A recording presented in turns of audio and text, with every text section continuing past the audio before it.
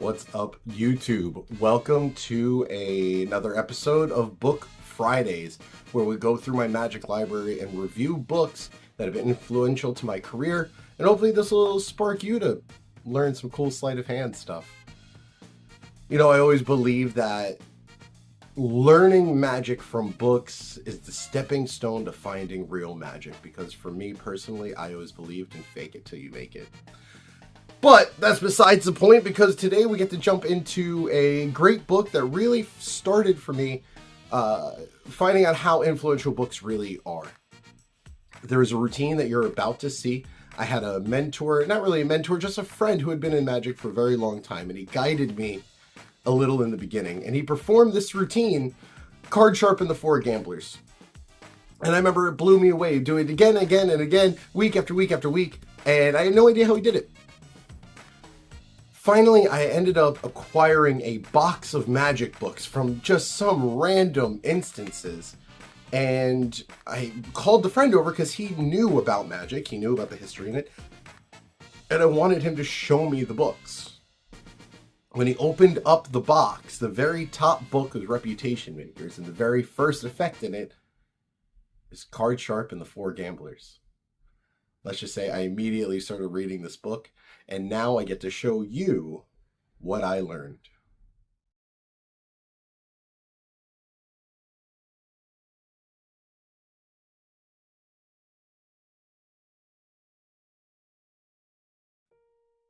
So I love story magic, and I look forward to sharing this with you. This story called The Card Sharp and the Four Gamblers. The idea is that five gentlemen sat down to play a game of cards. One of those men was not a gentleman. They were, in fact, what's known as a card sharp. The idea of somebody who can do very impressive things with playing cards. Things like this. Things I'm not very good at. Anyway, he was getting ready to deal this five-handed game of poker, when suddenly somebody said, "Hey, man, we don't trust you. You got to let us see the bottom of the pack." So he turns the cards over to find all four aces on the bottom of the pack. Now, they still want to play cards, but they say, "Hey, we don't trust you. Got to let us put the aces into the pack." Guy says, okay. The first person takes an ace, cuts off some of the cards and places that ace into the pack, taking some cards from the table, burying the ace into the pack. The second gambler takes an ace, places it on top, gives that a cut like so, takes some cards from the table, burying the ace. The second gambler passes the cards to the third gambler, where he proceeds to take another ace, place it on top, give it a cut, take some more cards from the table, finishing the cut. Last but not least, we take the ace of hearts, place that into the pack, give it a cut, take the remainder of the cards, completing the cut. Getting ready to play a five-handed game of poker, they realized they took far too long trying to lose the aces into the pack, so they decided to play a game where they would cut for the high card and see who wins. Sounds about fair, yeah? The first gambler, he takes the cards, gives them a cut, and cuts to the King of Diamonds. Card Sharp says, "It's pretty good, pretty good. The King of Diamonds, here's what I'll do.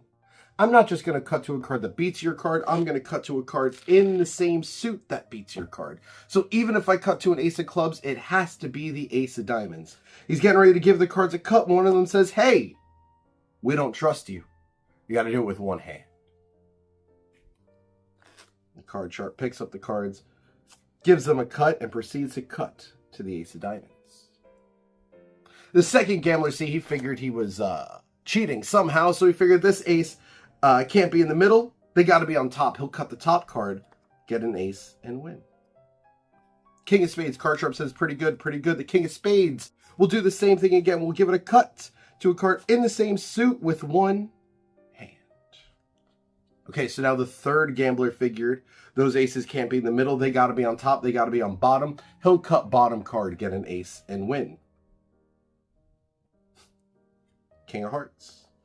Card Sharp says, that's pretty good, pretty good. The King of Hearts will do the same thing again, one-handed, same suit, but this time, face up. The fourth gambler figured he was sunk. He had no idea where any of the cards were. He just kind of hoped that he would cut somewhere, get an ace, and win. Card Sharp said, pretty good, pretty good, the King of Clubs. You know what I'm going to do this time? I'm not going to do what we did before. I'm going to do it slightly differently. Not only am I going to cut to a card that beats your card, I'm going to cut to a card in the same suit that's going to indicate to me where the card that beats your card in the same suit really is. Nobody understood a word of what he just said. The Card Sharp takes the cards, gives them a cut, and he cuts to the 4 of Clubs. And that fourth gambler dove for the money, and the Card Sharp said, that's not your money. I said I was going to cut to a card in the same suit that was going to indicate to me where the card that beats your card in the same suit really is. These are both clubs, as promised, but more importantly, that is a 4. 1, 2, 3. And that is the story of the Card Sharp and the 4 gamblers. That was Card Sharp and the 4 Gamblers. Great routine by Harry Lorayne. One of my all-time favorites that I actually don't perform as regularly as I'd like to. But on that note, if you are getting into Magic, I would highly recommend finding a personal mentor, or at least just somebody that you can talk to about Magic. You can look online and you will find some great people. Obviously, everybody's online these days. But if you can find somebody in person that can go over these things, answer questions, kind of guide you along the way, I feel that that experience will be better than just learning from books or videos. Now, with that being said, tune in next week where we dive into another one of my books. Every day we're posting something new, whether it be interviews with other magicians or tricks that I've done, even live performances. You'll be seeing all of these over the next several weeks, including my live show at Boca Black Box, which will be September 12th. If you have any questions about any of the things behind me, this is all stuff I've collected over the years. Magic, comic books, just all randomly related. So if you have any questions about anything here, ask me and I will show you something with it on this channel. If you have any requests, let me know. I love to accommodate anybody who asks about them. And on that note, this is the end of Book Friday. I will see y'all next week. Well, I guess you'll see me next week. And if you book me, then I'll see you.